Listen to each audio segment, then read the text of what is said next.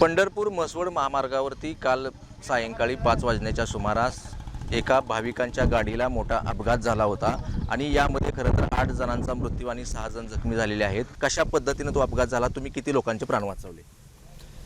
गाडीच्या पाठीमागं मोटरसायकलवर मी येत होतो, तर एक 200 फूट विहिरीच्या पाठीमागं गाडी अशी म्हणजे वायबल होत, म्हणजे झोलं मारत होती गाडी. तर मला वाटलं एक मोकळ्या रानात गाडी आहे ना पलटी होणारच, म्हणजे कंडिक्शन होती त्या गाडीची तशी. 3-4 वर्षाचा मुलगा असा उलटा होऊन वर आलता. तर आल्यानंतर त्याच्याकडे पहिली उडी टाकली मी.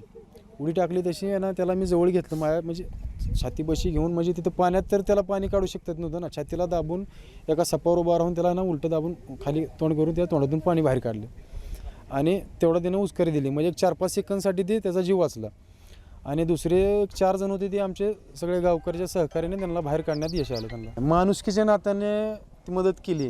आणि ती लहान मुलं तर मला ती बघून ती म्हणजे बघू वाटलं नाही. ती पहिली उडी त्यांच्याकडे टाकली आणि जी गाडीत होते 3 जण ते मनांवर आलेत आणि 5 जणाला आम्ही जीव वाचवला. 5 जणाचा टोटल. ज्यांनी आता हे काम केलेलं आहे रोडचं, ह्या विहिरीला कटडा पाहिजे.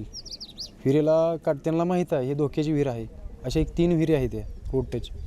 तर ही एक पाठीमागे 1 महिन्या पाठीमागे एक कोथिंबीरची गाडी बी अशी विहिरीत गेली. ती पाणी नसल्यामुळे त्या ड्रायव्हरचा जीव वाचला त्यात. पण ह्या विहिरीला संरक्षण भीत असती तर गाडी संरक्षण भीतला धडकून बाजूला गेली असती, विहिरीत गेली नसती गाडी. कॅमेरामॅन राजू मिसाळसह भारत नागने, साम टीव्ही न्यूज, पंढरपूर.